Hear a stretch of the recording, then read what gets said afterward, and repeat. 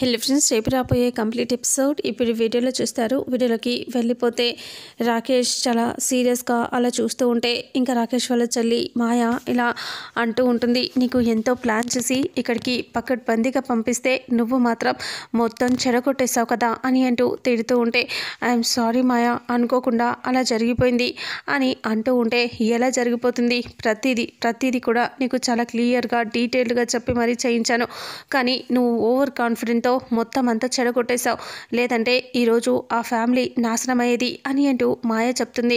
అప్పుడే రాకేష్ ఇలా అంటాడు, అవును మాయ, నా వల్లే తప్పు జరిగిపోయింది మాయ, ఐఎమ్ సారీ, అంతా ఓనర్ గాడి వల్లే అని అంటే, అప్పుడు మాయ ఇలా అంటుంది, ఆ ఓనర్ గాడు నీ గురించి మొత్తం అన్ని నిజాలు చెప్పించేశాడు, నువ్వు కానీ అప్పుడు ఆ డిస్టర్బెన్స్ నుంచి బయటపడుండకపోయి ఉంటే నీ మీద ఎన్నో కేసులు, ఎన్నో నిందలు పడి ఇంకా నువ్వు జైలు నుంచి బయటికి కూడా వచ్చేవాడివి కాదు, అలా జరిగిపోయేది నీ పరిస్థితి.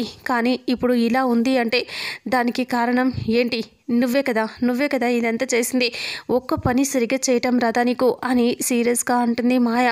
అలా అనేసరికి ఇక అప్పుడే రాకేష్ అలా చూస్తూ ఇంకొకసారి అలా జరగనివ్వను అని అంటే, అప్పుడు మాయ ఇలా అంటుంది, ఇంకా నువ్వు చేసేదేమీ లేదు, నువ్వు సారీ చెప్పావు అంటే నాన్న ఉండి ఇప్పుడు నిన్ను చివాట్లు పెట్టేవాడు, కొట్టేవాడు, నీకు పని చేత కాలేదని నిన్ను డైరెక్ట్గా షూట్ చేసి చంపేవాడు, అలాంటిది నువ్వు నాకు సారీ చెప్తున్నావా అని మాయ అంటుంది. అందుకే నిన్ను నమ్ముకోవటం కరెక్ట్ కాదు అని చెప్పి నువ్వు చేత కాని వాడివని నా ఏర్పాట్లలో నేనున్నాను అనేసి అంటుంది. అప్పుడు రాకేష్, ఏంటి ఏమంటున్నావు మాయ అని అంటే, అవును నా ఏర్పాట్లలో నేనున్నాను అని అంటే, నీ ఏర్పాట్ల ఏంటివి అని అంటూ రాకేష్ అంటాడు, ఆ ఇంట్లో వర్ధన్ ఫ్యామిలీలో ఒకరిని నేను సెట్ చేసి పెట్టాను, వాళ్ళ వల్లే ఇప్పుడు జరుగుతుంది కదా, మలుపు తిరగబోతుంది అని అంటూ చెప్తుంది మాయ.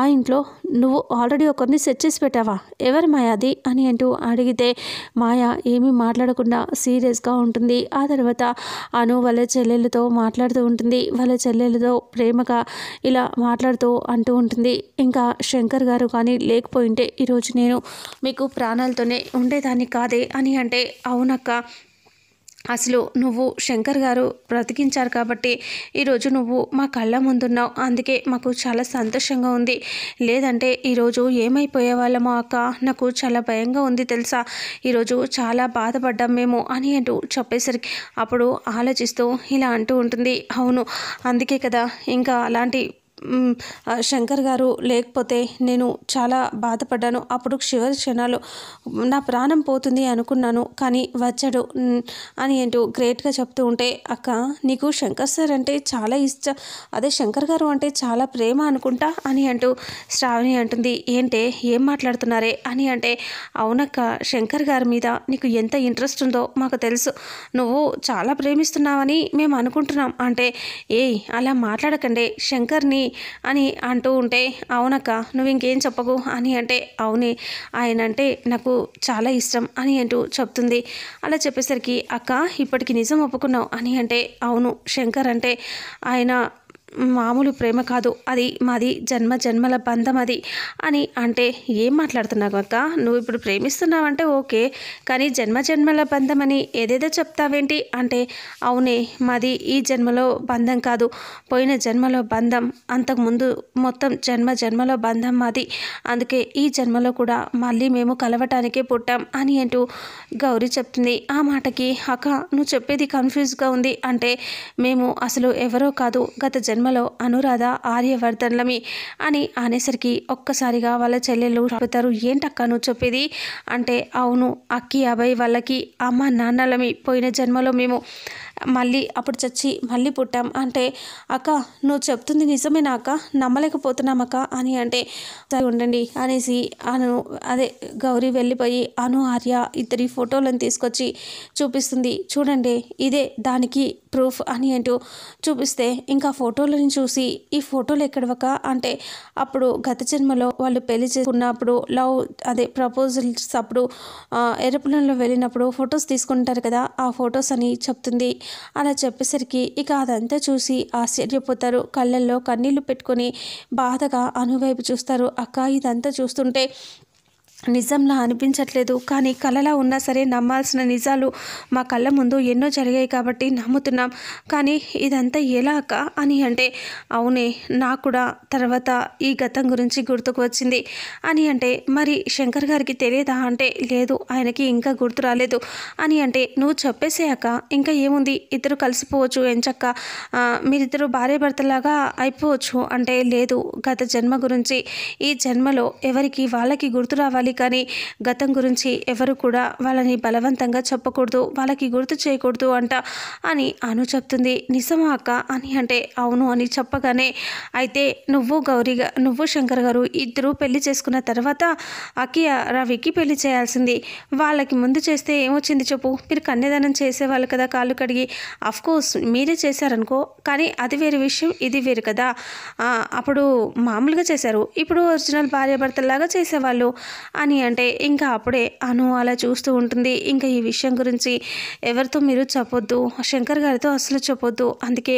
ఆయన మీద నాకు చాలా ప్రేమ అభిమానం పెరిగిపోయాయి అని అంటూ చెప్పగానే, అవునా అక్క, అసలు నీ గతం గురించి నీ ప్రేమ గొప్పతనం గురించి వింటుంటే నాకే చాలా సంతోషంగా ఉందక్క, మాకు నీ ప్రేమ గురించి విని చాలా గర్వంగా కూడా ఉంది, నీది ఇంత గొప్ప ప్రేమ నాక, నీకు చెల్లెలుగా పుట్టడం మా అదృష్టం అని ఇద్దరు వెళ్ళి హక్ చేసుకుంటారు ప్రేమగా. ఆ తర్వాత కానీ ఇక మీదటైనా మీరు హ్యాపీగా అక్కి అబ్బాయితో మీరందరూ సంతోషంగా ఉండొచ్చు అంటే, లేదు ఈ వర్ధన్ ఫ్యామిలీకి శత్రుశేషం మిగిలే ఉంది, దానికోసమే బయట శంకర్ జెండేస్ అందరూ బాధపడుతున్నారు కదా, అదే విషయం గురించి వాళ్ళు మాట్లాడారు అని చెప్తుంది అను. అప్పుడు ఇక్కడేమో ఆర్య జెండే యాదగిరి ముగ్గురు మాట్లాడిన మాటలు చూపిస్తారు. జెండే ఇలా అంటూ ఉంటాడు, అవును శంకర్, వాళ్ళు ఎవరో కానీ ఈ ఫ్యామిలీలో ఎవరో ఒకరు వాళ్ళకి ఇన్ఫార్మర్గా ఉన్నారు ఆ మాయకి అని అంటూ చెప్తే,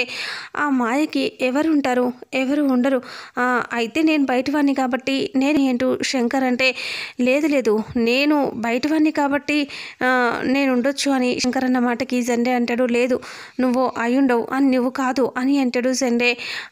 అయితే నేనైనా అయ్యుండొచ్చు అని జెండే అంటే, అదేంటి సార్ అలా మాట్లాడతారు, మిమ్మల్ని మీరే అనుకుంటే మరి నేను అనుకోవాలి కదా అని యాదగిరి అంటే, ఇంకా అవును ఎవరి నీడనైనా నమ్మలేకపోని పరిస్థితిలో ఉన్నాం అని అంటే, ఇంకా మీరు బాబాయ్ పాత వాళ్ళు నేను వచ్చాను, ఇంకా ఆ తర్వాత వచ్చింది బాబాయ్ మా తమ్ముళ్ళు అని అంటూ ఆర్య అనేసి వాళ్ళ తమ్ముళ్ళని గుర్తు తెచ్చుకొని అంటే, ఇది మా తమ్ముళ్ళు ఏమైనా చేశారు అంటారా అని అంటే, ఇంకా అప్పుడే ఎందుకు మీ తమ్ముళ్ళనే అనుకుంటున్నావు, తమ్ముళ్ళు మారిపోయారు సార్ అని అంటూ యాదగిరి చెప్తాడు.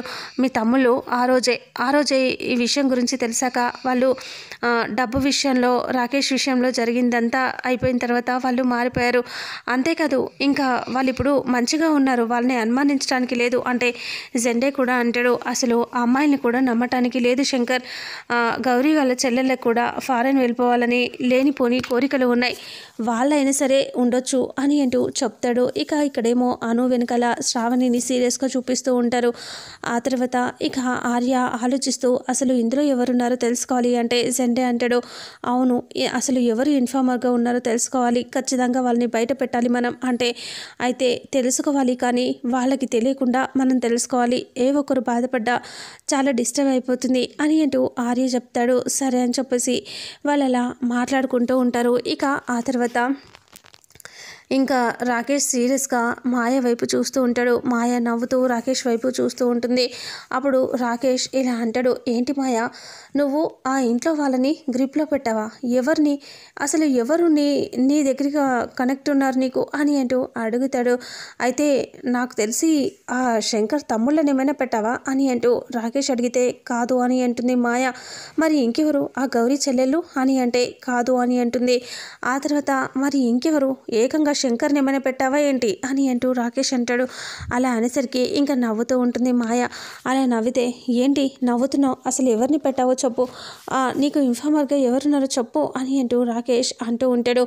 ఇక చాలా అమాయకంగా నటిస్తూ, చాలా బాధపడుతూ, చాలా ప్రేమిస్తూ, చాలా అవమానాలు పడుతూ, చాలా దెబ్బలు తింటూ, అన్ని రకాలుగా అందరినీ నమ్మిస్తూ, అందరికీ ప్రేమగా అమాయకుడు అన్నట్టుగా ఉండి అందరినీ కలిసిపోయి ఆఖరికి పెళ్లి కూడా చేసుకొని ఇంటికి అల్లుడైన రవి అని అనేసరికి ఒక్కసారిగా రాకేష్ షాక్ అయిపోతాడు. ఏంటి రవినా అని అంటూ రాకేష్ అంటాడు.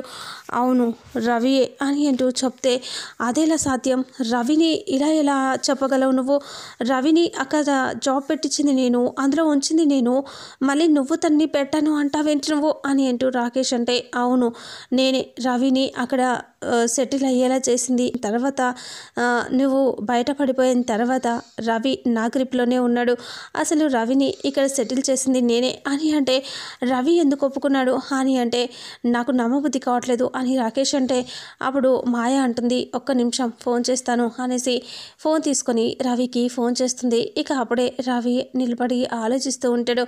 రవికి ఫోన్ రావడంతో ఫోన్ లిఫ్ట్ చేసి రవి మాట్లాడుతూ ఉంటాడు. హాయ్ అని చెప్పేసి హాయ్ మాయ అని అంటాడు. అలా అనేసరికి హాయ్ రవి ఎలా ఉన్నావు అంటే పర్వాలేదు సూపర్ అని అంటాడు.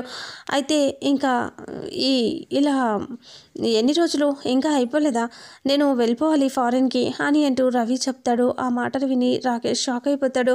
అప్పుడు మాయ ఇలా అంటూ ఉంటుంది, వెళ్తూ కనిలే వర్ధన్ ఫ్యామిలీని నాశనం చేయాలి అనేది ఇప్పుడే కదా మొదలు పెట్టాం, వాళ్ళు నాశనం అయ్యాక నువ్వు హ్యాపీగా వెళ్ళి రావచ్చు, అప్పుడు ఏ టెన్షన్ ఉండదు అని మాయ చెప్తుంది. అలా చెప్పేసరికి సరే అని చెప్పేసి అయితే నీ తర్వాత ప్లాన్ ఏంటో నాకు కరెక్ట్గా ఇంప్లిమెంట్ చేయి, నేను చేసేస్తాను అని రాకేష్ అంటాడు. అప్పుడు మాయ అంటుంది సరే చేస్తాను అని నేను చెప్పినట్టుగా చెయ్యి అనేసి చెప్పేసి ఫోన్ పెట్టేస్తుంది. అప్పటిదాకా నువ్వు నీ ప్రోగ్రామ్స్ని స్టార్ట్ చేసుకో అని మాయ చెప్తే సరే అని అంటాడు రాకేష్. రవి అలా అన్నాక ఫోన్ పెట్టేసి రవి ఇలా అంటాడు మాయతో, ఈ అమాయకంగా ఇలా నటించడం నా వల్ల కావట్లేదు అని అంటే ఇంకా త్వరలోనే ఎండ్ ఆఫ్ ఇచ్చేస్తానులే అని అంటూ ఫోన్ పెట్టేసి మాయ ఎలా ఉంది అని రాకేష్తో చెప్తే రాకేష్ షాక్ అయిపోతాడు.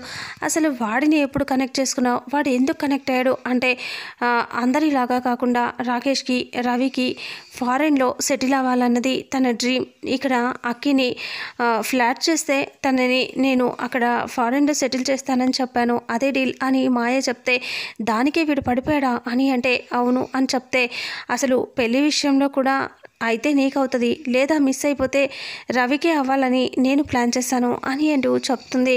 ఆ మాటలు విని బిత్తరపోతాడు రాకేష్. అలా చూస్తూ ఉంటాడు. ఇక రవి మనం చెప్పినట్టుగా నడుచుకుంటాడు అని అంటే రవి సీరియస్గా ఇలా ఆలోచిస్తూ ఉంటాడు. ఇక నేను అనుకున్నది తొందరగా చేయాల్సిందే అని అంటూ రవి లోపలికి వెళ్ళి ఆలోచిస్తూ ఉంటాడు. ఈ అమాయకమైన ఫేస్తో ఇంకెంత రకాలం నమ్మించాలి అని అనుకుంటూ ఉంటాడు. ఇక అప్పుడే సీరియస్గా నా ప్లాన్ని నేను ఇంప్లిమెంట్ చేస్తాను అని అనుకుంటూ బెడ్ మీద కూర్చుంటాడు. అప్పుడే అక్కి అక్కడికి వస్తుంది. రవి ఒంటరిగా ఎంతసేపు ఉంటావు, పద అక్కడ అందరూ వెయిట్ చేస్తున్నారు నీకోసం, అందరూ ఉన్నప్పుడు వదిలేసి నువ్వు ఇక్కడ ఉంటావేంటి, అందరిలో కలిసి ఉండాలి కదా పద అని అంటే లేదులే అక్కి అందరితో ఉండటం కరెక్ట్ కాదు, ఇది కొద్ది రోజులు మాత్రమే ఉంటాం, అలా తర్వాత ఉండలేం అని అంటే ఏ రవి ఎందుకు అలా మాట్లాడుతున్నావు, అలా ఏం ఉండదు అని అంటూ అక్కి అంటే నాకు తెలుసు అలాగే ఉంటుందని నాకు తెలుసు అని అంటే ఎందుకు అలా మాట్లాడుతున్నావు, చెప్పు రవి చెప్పు అని అంటే ఇంకా అప్పుడే రవి ఇలా అంటూ ఉంటాడు, లేదు మనం అందరూ ఇలాగే సంతోషంగా హ్యాపీగా ఉండాలంటే మనం వేరుగా ఉండాలి అని చెప్పేసరికి అక్కి ఒక్కసారిగా షాక్ అయిపోతుంది. ఇంకా అలాగే చూస్తూ ఉంటుంది. ఇంతటితో రేపు రాబోయే ఎపిసోడ్ ఎండ్ అవుతుంది. మరుసటి ఎపిసోడ్లో ఏం జరుగుతుందో తెలుసుకుందాం. వీడియోని చూసిన ప్రతి ఒక్కరూ వీడియోని లైక్ చేయండి, అలాగే షేర్ చేయండి. Thank you so much. మన ఛానల్లో మరిన్ని అప్డేట్స్ కోసం ఛానల్ని సబ్స్క్రైబ్ చేసుకోండి.